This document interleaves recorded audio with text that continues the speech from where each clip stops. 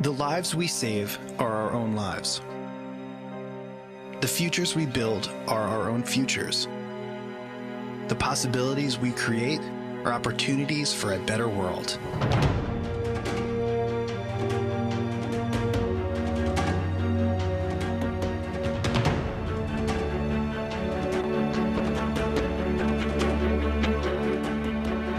The possibilities we create are the world's hope. The futures we build are the dreams of tomorrow. The lives we save are our own.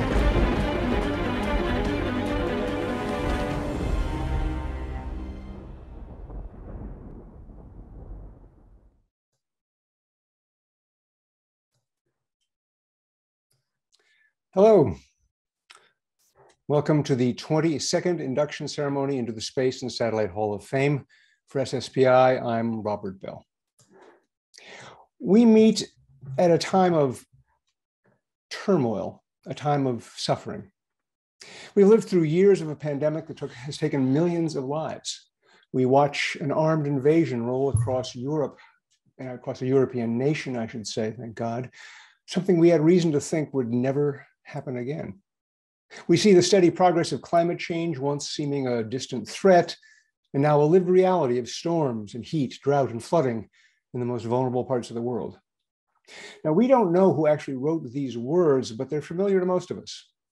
The only thing necessary for the triumph of evil is that good people do nothing. Well, in this moment, we can take pride in the fact that this has never been an industry that does nothing. Year by year, career by career, we have worked to make the world a better place. The Hall of Fame was founded 35 years ago to honor people who devoted years of their lives to that work. Its members include such extraordinary individuals as Gwynne Shotwell of SpaceX, Matt Desch of Iridium, Catherine Leaders of NASA, Steve Collar of SES, Mark Dankberg of Viasat, Renee Anselmo of PanAmSat, Dr. Harold Rosen of Hughes, and Sir Arthur C. Clarke. People sometimes refer to the Hall of Fame as a Lifetime Achievement Award. Well, nothing could be further from the truth. Of course, we honor achievement, but it is the impacts of achievement within our space and satellite industry, their impacts on the world and its people, that makes a person worthy of entry into the Hall. It may be drastically reducing the difficulty and cost of accessing space so that our services can save more lives, can improve quality of life, and bring economic growth to more places. It may be commercializing new orbits that help satellite communications evolve from a high-cost carriage trade to a ubiquitous network. It may be a quest to reveal how climate change is transforming our home world so that we can take effective action. It may be a mathematical model that gave rise to GPS and the trillions of dollars in products and services it spawned and the millions it has aided. And it is also about something more than achievement. It's about preparing our industry for the future. The Hall of Fame is an important part of an ongoing campaign we call Making Leaders, because the demand for leadership skills in our business is urgent and growing by the year. We're actually now in a business where the ability to attract and develop talent is determining the future of individual companies and the entire industry.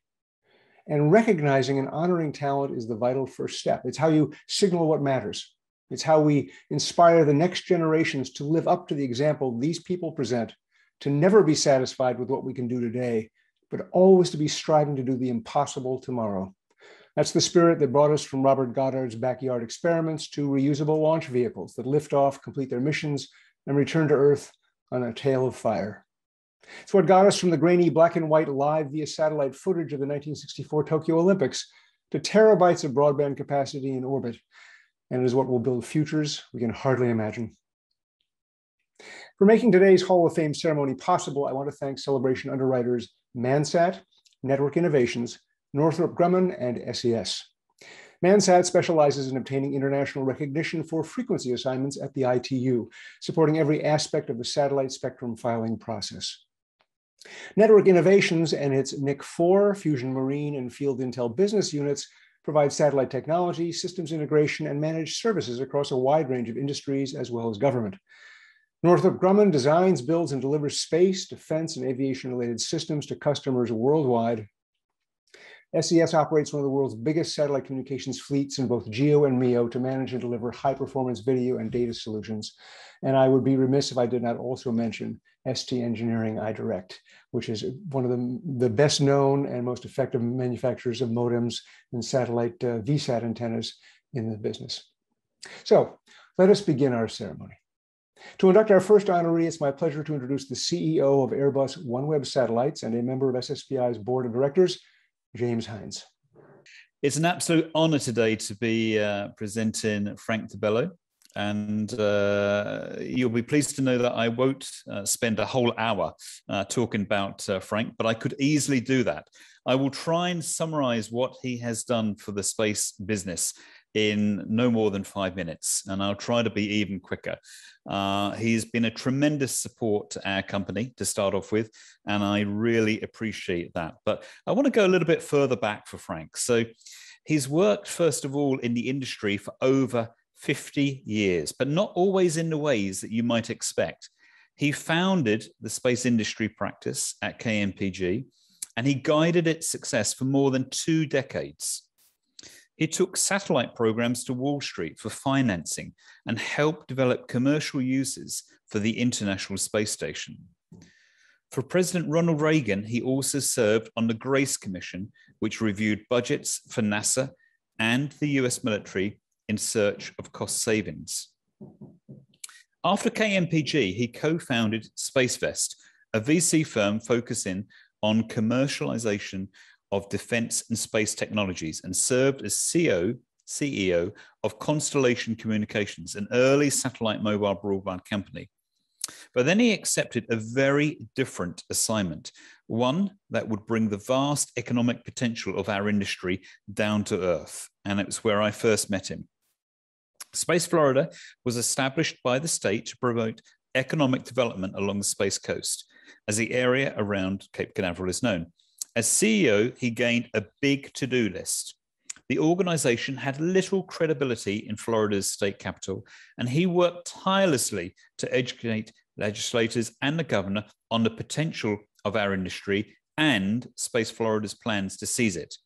Then, in 2011, the US ended the Space Shuttle program, dealing a major blow to Florida's technology workforce and the companies that support it. That focused the state's attention on the need to support them. Our honoree, Frank, led a collaboration between Florida's Department of Transportation and private capital markets that secured $2 billion in investment for the Cape Canaveral spaceport.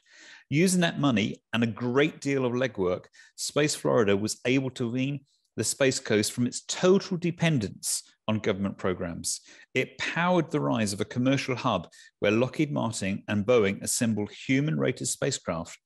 Airbus OneWeb Satellites produces satellites daily, in fact, more than many, and SpaceX, Blue Origin, and Firefly manufacture refurbished launch vehicles. The success of this model has set an example for many US states and other nations as well. For pioneering and proving a model for space-based economic development that brings its benefits back down here on Earth, SSPI is proud to induct into the Space and Satellite Hall of Fame the President and CEO of Space Florida, Frank DiBello. Thank you.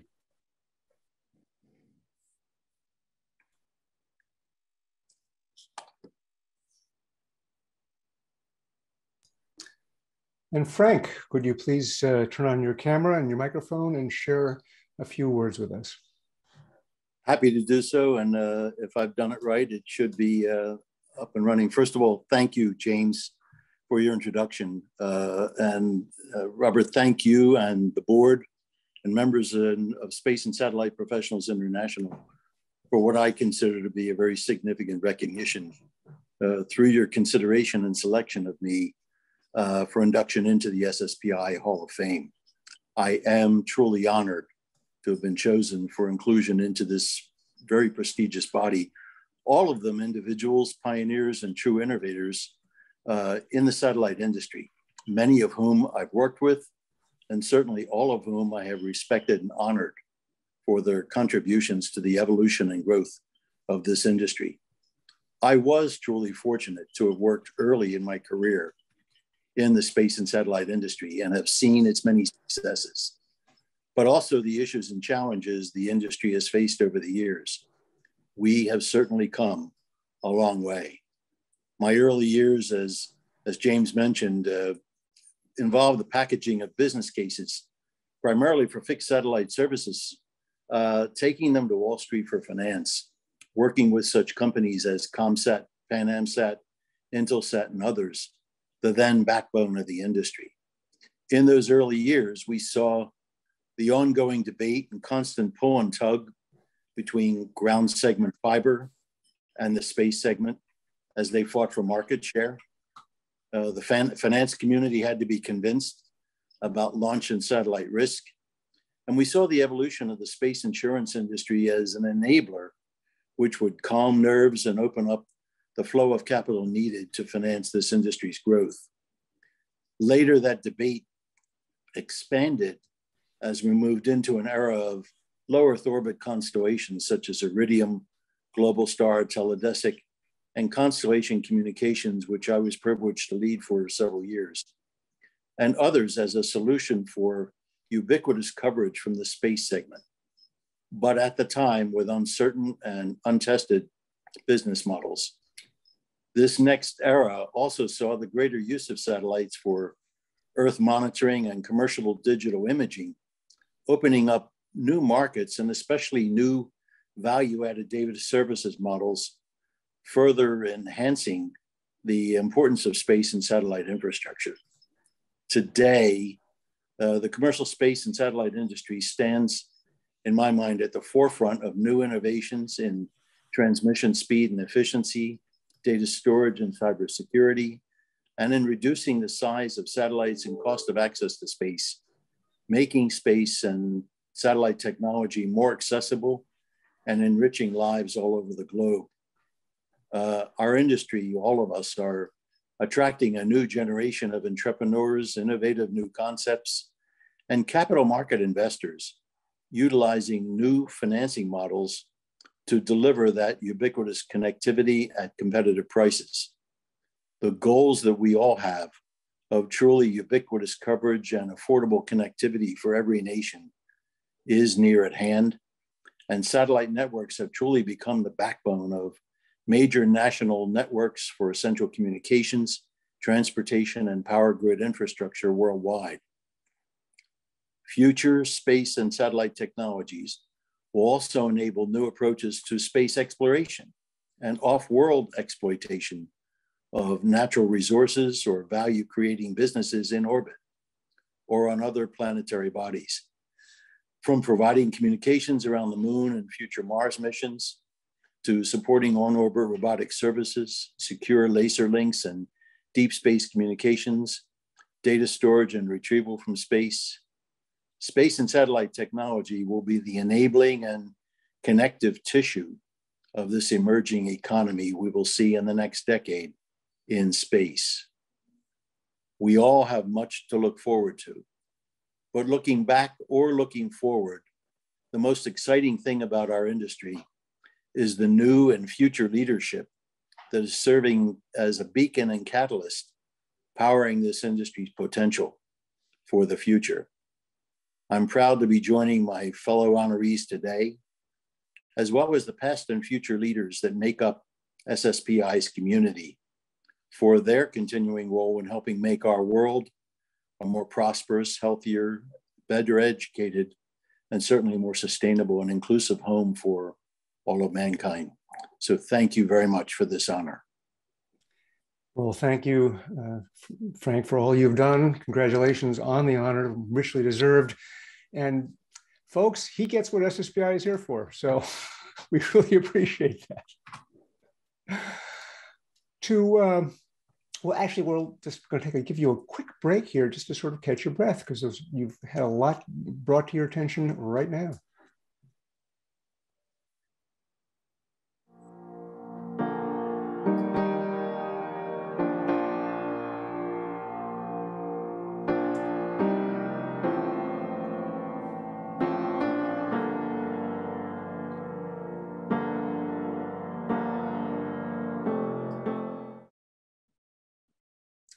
To induct our second honoree, it's my pleasure to introduce the Vice President and General Manager of Tactical Space Systems at Northrop Grumman, Cyrus Dalla. Cyrus? Hello. Our second honoree got his start in the US Air Force as an electronics technician. After discharge, he earned advanced degrees and spent 20 years in commercial industry. But education and aerospace were his enduring passions. And he went on to teach at Webster University and at Stanford, where he established the Space Systems Development Laboratory. While at Stanford, he came across a problem with timing. Developing a space system like a satellite took an average of 6 years, but students spent an average of just a year in a master's program. And so they never experienced more than just a part of the process. Our honoree was shopping in a plastic store when he found himself staring in a 4-inch cube, a box for the popular Beanie Babies toys, and inspiration struck. He realized that it could house the components of a basic satellite that students could complete in a year. The first public mention of this idea, dubbed a CubeSat, came in 1999 when he and Professor Jordi Puig-Suari of California Polytech described it at a conference. Academics in the industry met the idea with skepticism. The skeptics began to fall silent in 2003 when an operational CubeSat was put into orbit. NASA was soon offering a CubeSat launch initiative that gave universities, high schools, and nonprofits a chance to fly their CubeSats on upcoming launches. By August 2021, schools and businesses had launched more than 1,600 CubeSats. And companies from AAC Clyde Space to Planet and Spire had made them as an essential part of our industry. Our honoree never patented his concept or standards. Instead, he published them widely to inspire their use. CubeSats, the size of up to 6 Beanie Baby boxes, are used today in scientific research, Earth observation, and communications. Their small size limits their capabilities, but built quickly at low cost and in large numbers, they have given a critical boost to the pace of innovation in space and satellite. For his instrumental role in giving the next generation of space and satellite professionals hands-on experience, and co-creating a standard that transferred the services our industry delivers, SSPI is proud to induct into the Space and Satellite Hall of Fame the retired professor of astronautical engineering at Morehead State University, Professor Robert Twiggs. And Professor Twiggs, this is Robert. Would you please turn on your camera and share some thoughts with us? Well, it's a very good honor to be inducted into something like this. It's not something that I had not anticipated and had not anticipated what the use of the CubeSat would be. In coming up with the CubeSat was a way to accelerate the learning for the students in an engineering program. So what the idea was is if I could make something smaller, they couldn't put so much stuff in it. It certainly humbles me to be with the folks that are here today and be part of this group, see what they have done with the CubeSat.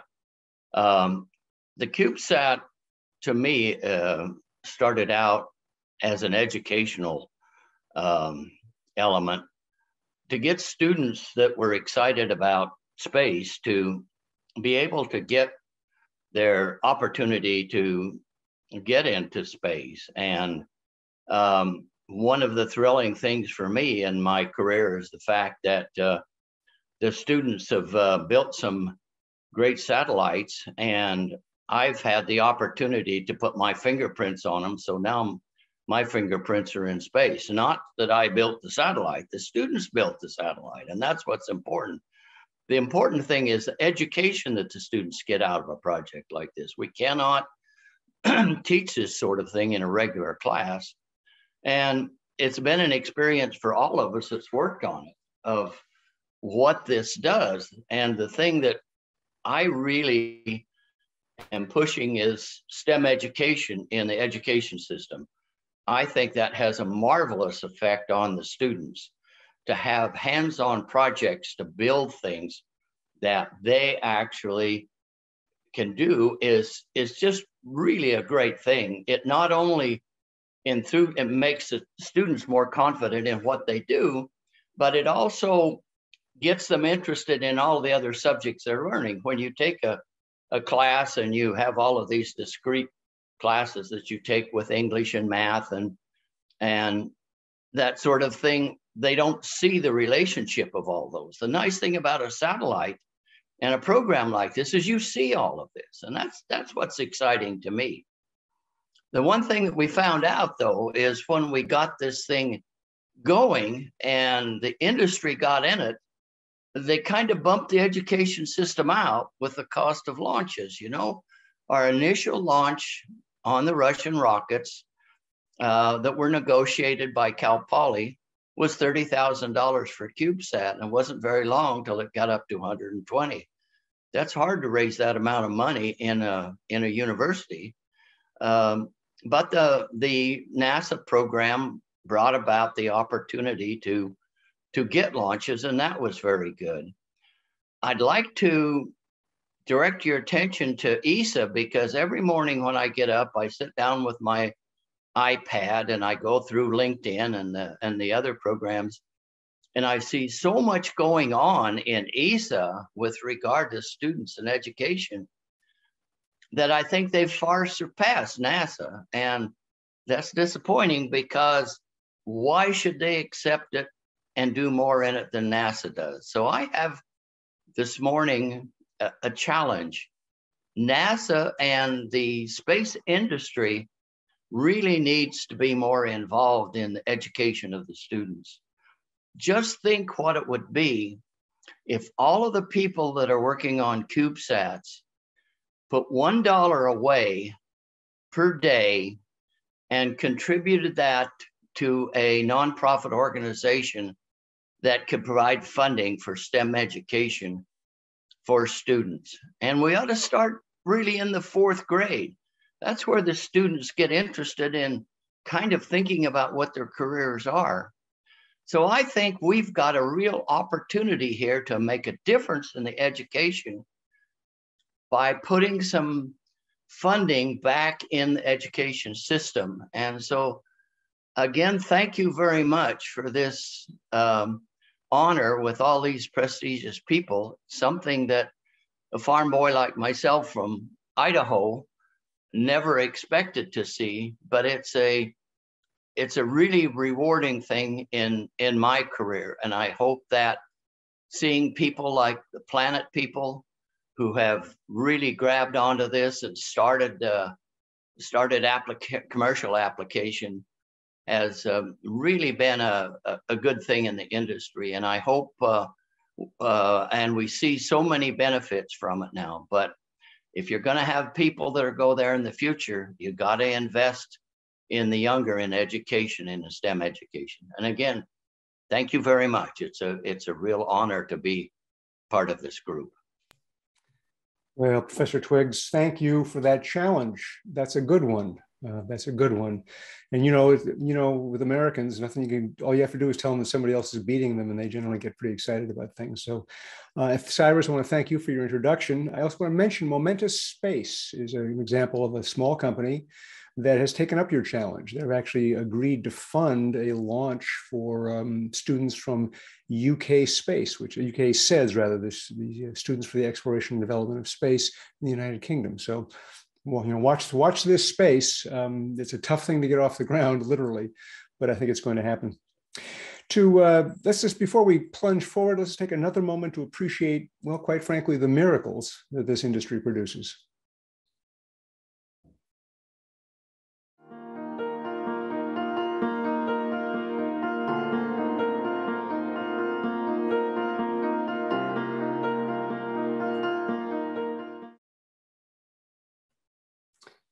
To induct our 3rd nominee, please welcome the CEO of Mansat and the president of SSPI's board of directors, Catherine Gazinski. Thank you very much, Robert. It is my pleasure and absolute privilege to introduce our next honoree, Steve Spangler. He spent most of his career on the revenue side of the business, working for Viasat, Scientific Atlanta, and GTE before joining Intelsat in 2003. At Intelsat, he rose from sales leadership positions to Chief Commercial Officer before becoming president, and in 2015, CEO. By that time, he had already made substantial progress towards transforming a deeply indebted company into a leading market innovator, with a size and scale of operations that help prepare the entire industry ecosystem for the future. Beginning in 2012, Intelsat's EPIC satellite platform took the high throughput architecture that proved itself in Ka and applied it to the C-band and Ku-band frequencies that are the backbone of satellite communications. A simple idea, but it was a big bet on saving customers money and risk in upgrading their networks. As CEO, he recognized that the industry's future depends on deepening integration with the terrestrial technology, media, and telecom sectors. Again, it's an idea that many agree with, but it required development of a new generation of managed services. It triggered a $2 billion investment in a unified global 5G network stretching from base stations to space and back again. Software-defined, multi-band, and multi-orbit, this open architecture platform is Intelsat's bet on integrating satellite into services delivered to billions of people, both within and beyond the reach of terrestrial networks. And he also understood that some battles have to be fought, even when they involve losses. Under his leadership, Intelsat joined with other satellite operators to offer hundreds of megahertz of C-band capacity to mobile operators in the US. It shocked the industry, stirred some controversy, and engaged the highest levels of government. But it accepted that protecting all of C-band was a losing battle, and that selling rights to some spectrum today could create a stronger competitor and stronger industry tomorrow, while at the same time protecting the services critical to customers in C-band for the long term. The same logic applied to the wrenching decision to enter Chapter 11 bankruptcy in 2020. It was a tough call, but it recognized that all the other strategic moves the company was making could never succeed without the freedom to make new investments instead of struggling to pay old debts. With the company's exit from restructuring in February of this year, he will be retiring after more than 3 decades in the industry. He leaves behind a revitalized company capable of boosting satellite share of global telecom spending. But much more important is the material aid he has given to achieving a dream that dates back to the origins of Intelsat and of our industry, making high quality communications available to everyone on Earth to improve lives, build economies, and create a better future for our children. And for that, SSPI is very proud to induct into the Space and Satellite Hall of Fame the CEO of Intelsat, Steve Spangler. Steve, I'll turn it over to you to say a few words. Well, thank you, Catherine, for your generous introduction. I really do appreciate it. And thank you to the Space and Satellite Hall of Fame and SSPI for this incredible honor. I really don't feel it's all about me. This is a reflection of the great people I've had the opportunity and really privileged to work with over many years, colleagues, customers, partners alike, and even competitors at times. And of course, it reflects directly on the amazing team at Intelsat who support our mission every single day. Intelsat's mission is to improve life on Earth by advancing satellite and communications innovation across the boundaries of land, sea, and in the air. This honor underscores and validates our work towards providing seamless access to communications where and when it matters most. I'm so proud to work with such innovative and passionate professionals. They truly recognize the higher purpose in what we do. I also feel humbled today as I look back on my own career of more than 3 decades in the space and satellite industry. It is an honor to join the ranks of industry leaders that have pushed the needle forward to explore new frontiers. They have improved access to knowledge and spearheaded innovation for the betterment of humanity. At Intelsat, we work every day to realize our vision of making global connectivity more accessible. That means erasing the digital divide. It means enabling people to reach their true potential for communicating with each other. And it means playing our important role in the integration of telecommunications infrastructure to advance societies around the world.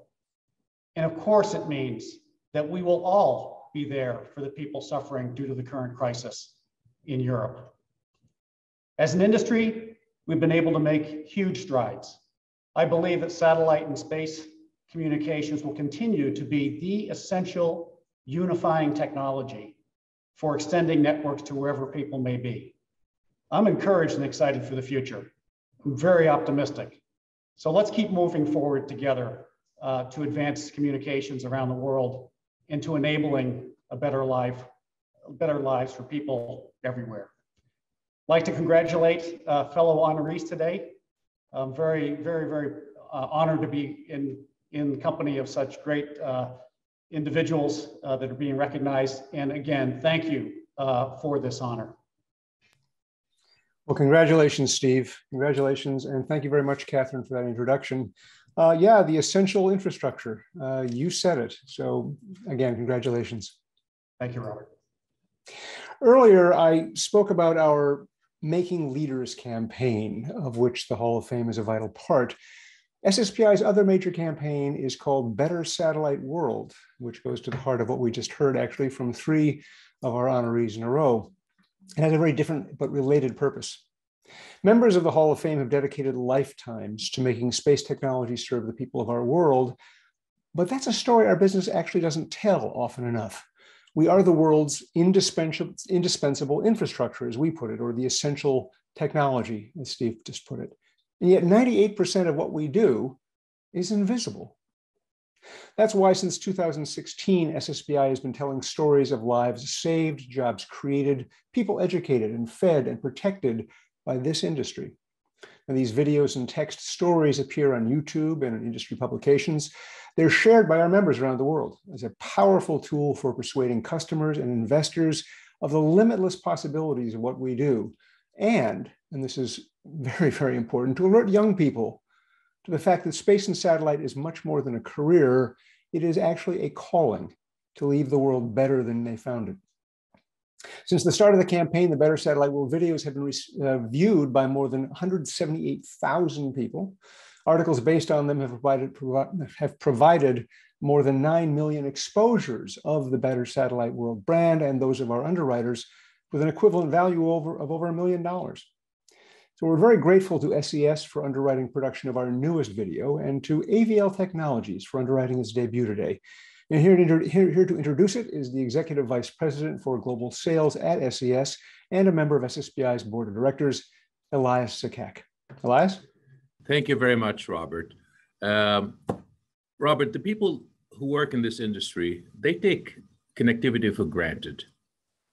We live and work in places where we have cable, fiber into our homes and offices. We have satellite terminals on our roof, mobile phones in pockets and handbags. But because of what we do, we also know how many billions of people struggle for connection or connectivity.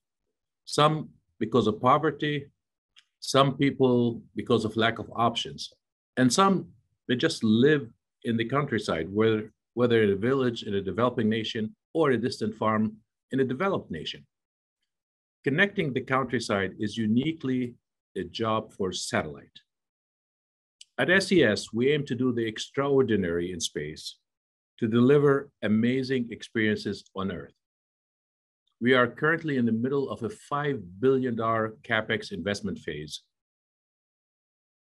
At SES-17, our largest GEO satellite Ka-band that we've built so far, launched late last year. It's making its way to orbit. It will be operational on station on June 15. And we're so excited to start launching O3b mPOWER starting around May this year with operation in December. This is our next generation, second generation MEO NGSO constellation, and we cannot be any more ecstatic to have that go up. We're also proud to partner with SSPI to tell one more part of that story. The video you're about to see is called Connecting the Countryside, and you are the first to see it. Thank you.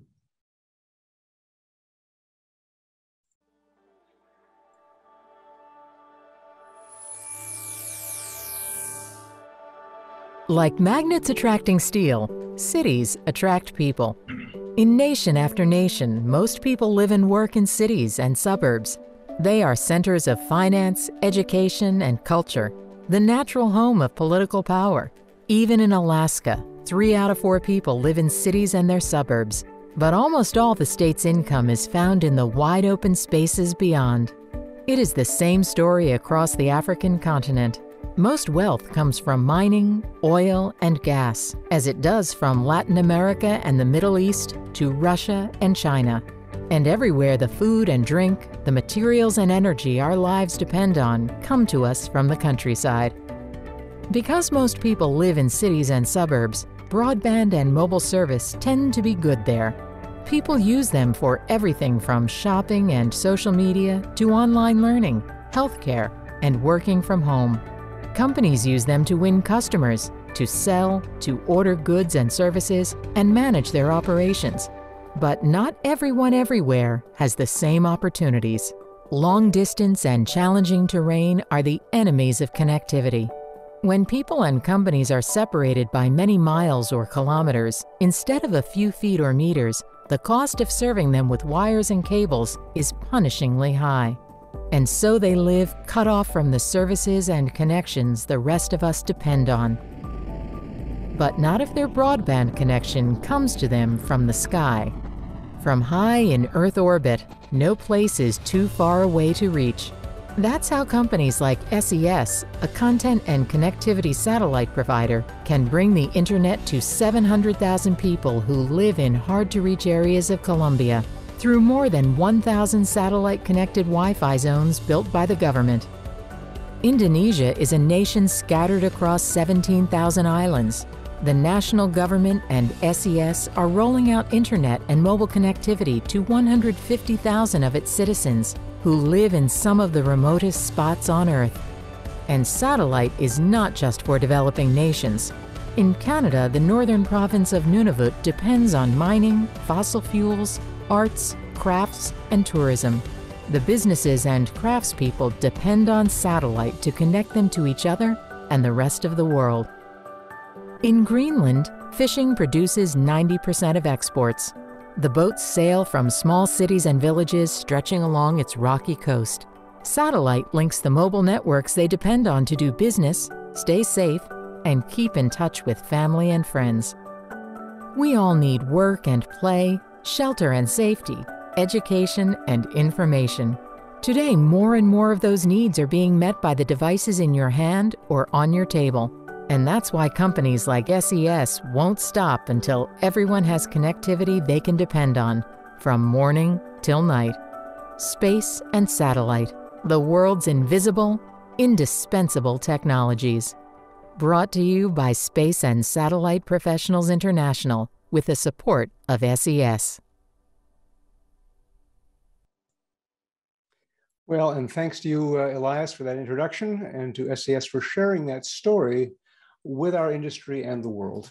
And also thanks to AVL Technologies for making today's premiere possible. To induct our 4th and final honoree, actually 3 fourths honorees, it's my pleasure to introduce the president of Ursa Space, who serves as chair of SSPI's board of directors, and is a previous 20 under 35 honoree who won our coveted Promise Award in 2012, Nicole Robinson. Thanks so much. I think someone has to give me video permission. Here we go. It will be done, boss. Thank you so much. And as Robert mentioned, our final honoree is actually 3 people who wanted to be recognized together, and you'll see why. They met while working at NASA. Like other ambitious California residents, they decided to start a company in 2010. They called it Cosmogia, and it aimed to do something that had never been done before, to take high-resolution pictures of the Earth from space every day to make changes visible, accessible, and actionable. The changes they most cared about were to our climate. Initial fundraising allowed them to build and launch 2 demonstration CubeSats they called Doves. Instead of contracting out the manufacturing, they built the Doves themselves in a classic California garage.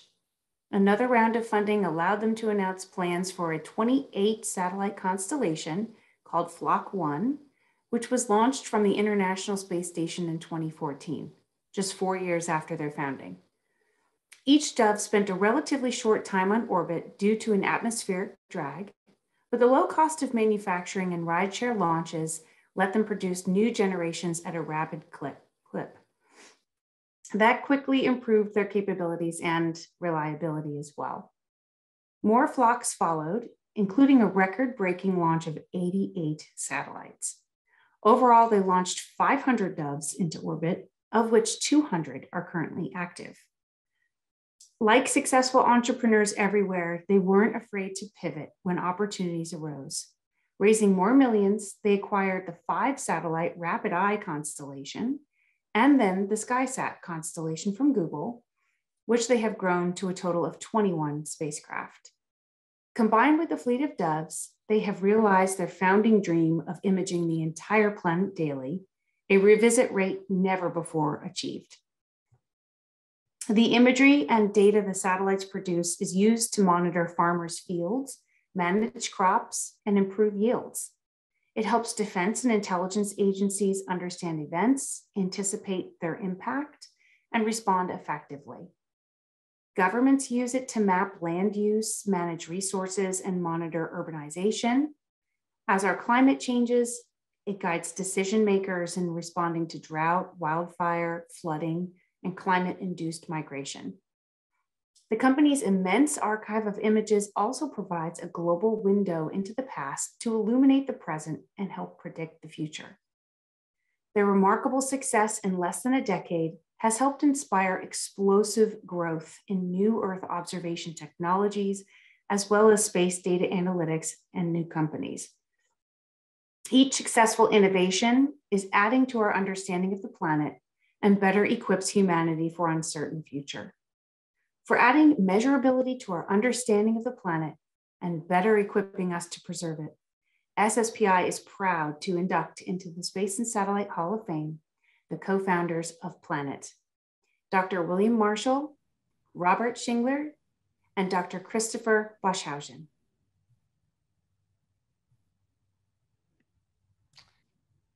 And now we get the unique experience of hearing from 3 honorees from Planet. Gentlemen?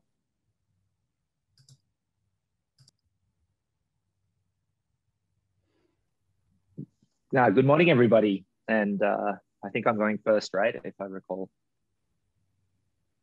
Is that the run order? I think it's fine. Fabulous. Yeah. Please. Yeah. So I did.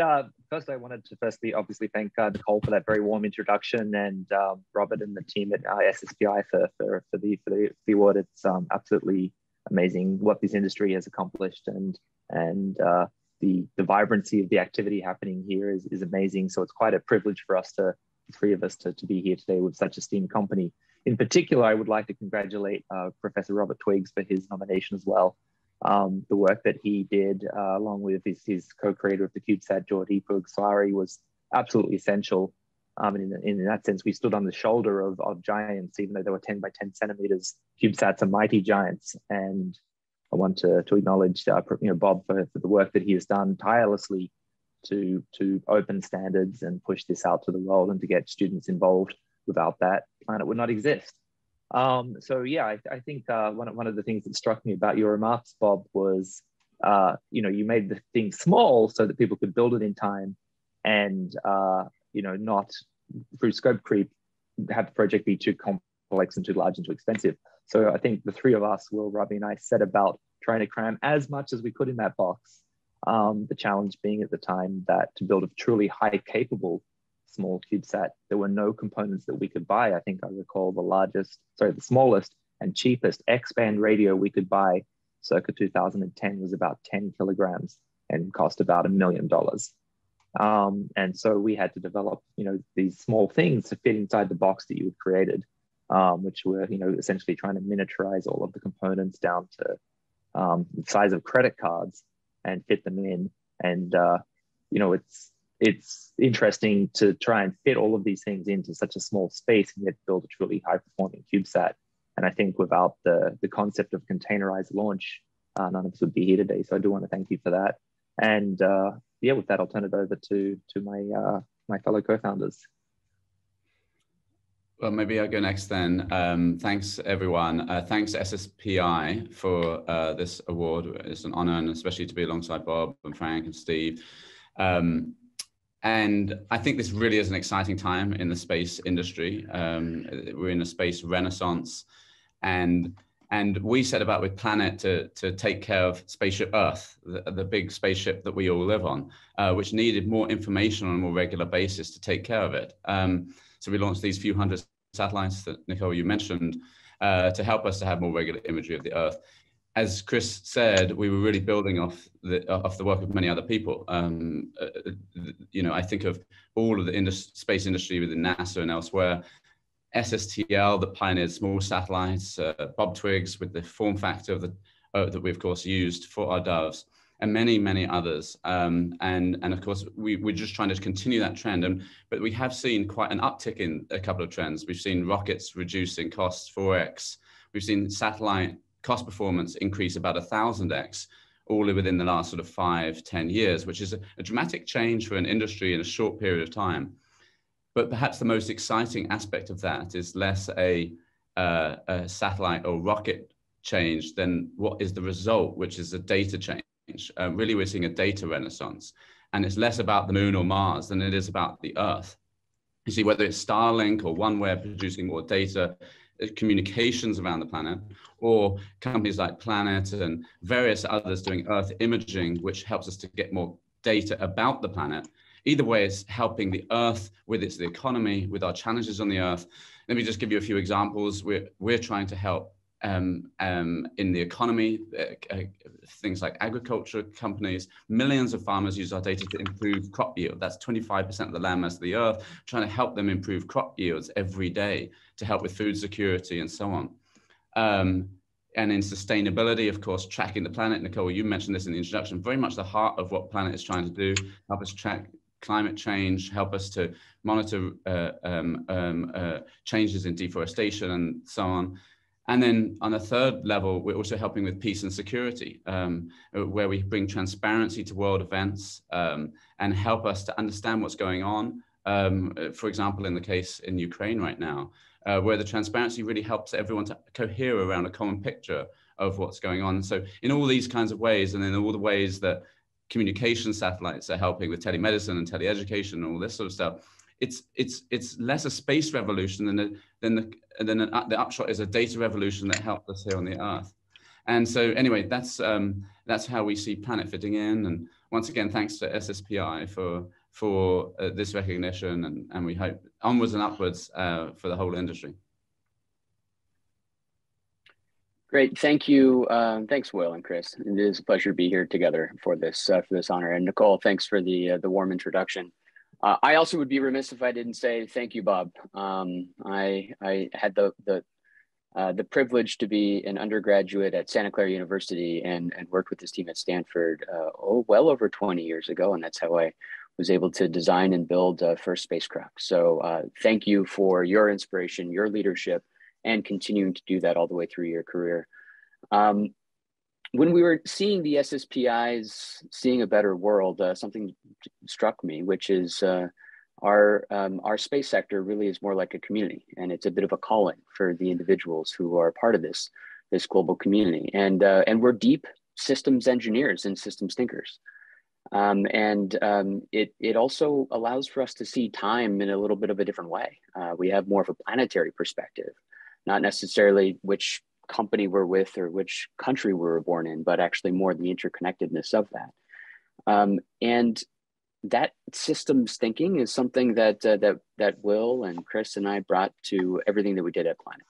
Not just on the engineering side that Chris was talking about, but also on the business side and the governance of our organization.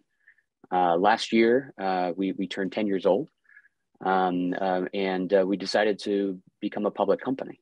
And there are many reasons for that, but perhaps the one that really drives us the most is to set our sights for our second decade.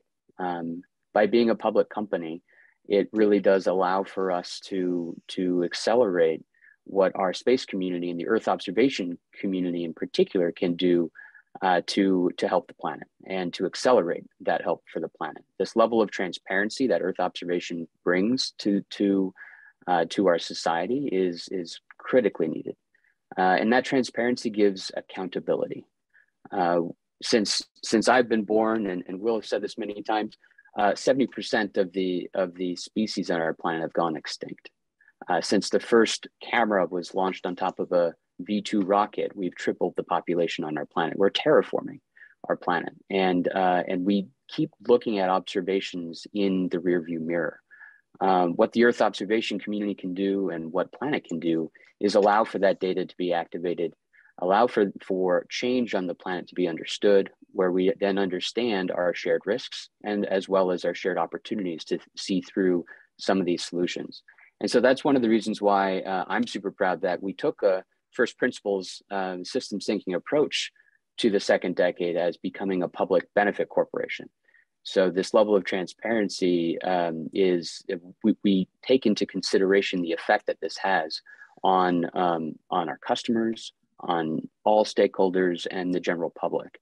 So we can bring about in the most responsible way, activating this level of transparency for us to become better stewards of the planet.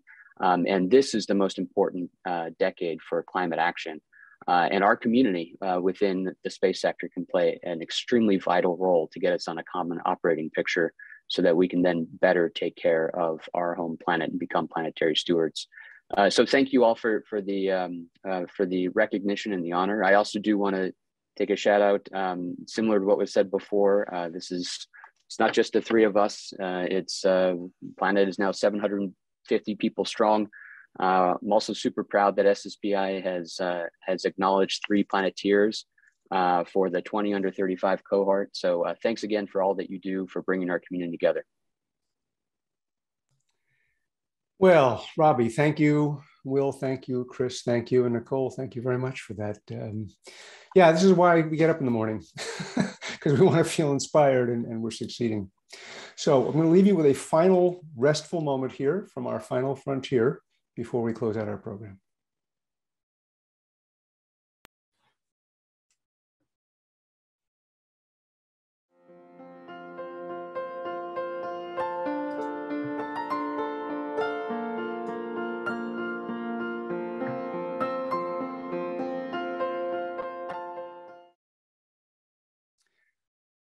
Programs like this are made possible by the support of SSPI corporate members and underwriters. Now, if you have taken something that's meaningful to you today, I encourage you to become one. To learn more, go to sspi.org and click on Member Network at the top of the page. I also need to offer particular thanks to our corporate partners who provide very valuable support to SSPI through their services or their financial contributions. And of course, my thanks go to our celebration underwriters, Mansat, Network Integrations, Northrop Grumman, SES, and ST Engineering iDirect. Congratulations to Frank DeBello, Robert Twiggs, Steve Spengler, Chris Bothausen, Will Marshall, and Robbie Schingler. On behalf of SSPI's board of directors and members here and far away, goodbye and be well. Now we're going to leave the Zoom room open for a little while and elevate people to, I think, let me just check my, no, never mind. We're going to just wrap it up because folks have moved on to the rest of their day. But it was great having you with us. And we'll see you next year.